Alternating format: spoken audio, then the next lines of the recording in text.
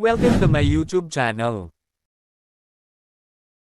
I'm Elvin, exploring YouTube channel platforms.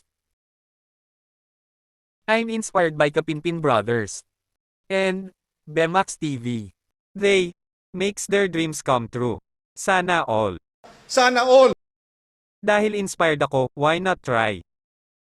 Kung subukan, masisira ang buhay mo. Hindi naman masamang mangarap, go lang ng go. Balang araw, makakamit din, maniwala lang, lahat posible. Pangarap kong makabahay din, hindi lang sa laro kundi pati sa totoong buhay. You can do it! Kung pagpapalain ako dito sa channel, it will make my dreams come true. Ang tanong kung paano? Anong kailangan kong gawin? Ito problema ko. Wala man lang laman YT studio ko, as in, zero lahat. Hindi ko rin alam kung may mag-review ba sa video ko.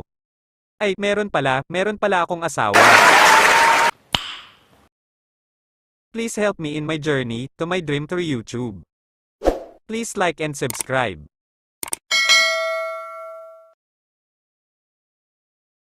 First video sa channel ko.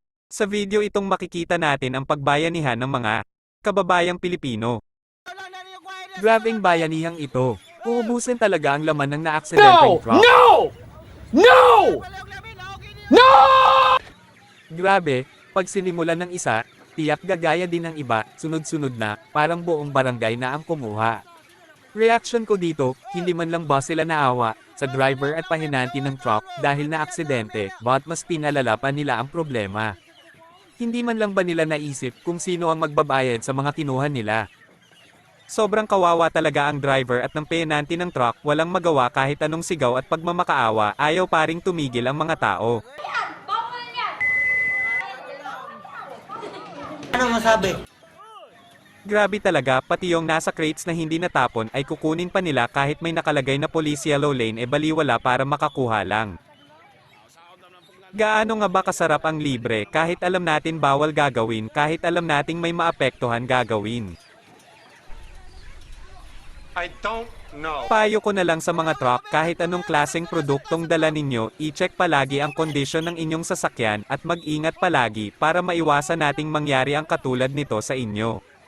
Payo ko na lang din sa mga tao kapag magkataon na may ganitong aksidente sa lugar ninyo ay huwag nyo naman ubusin. You serious?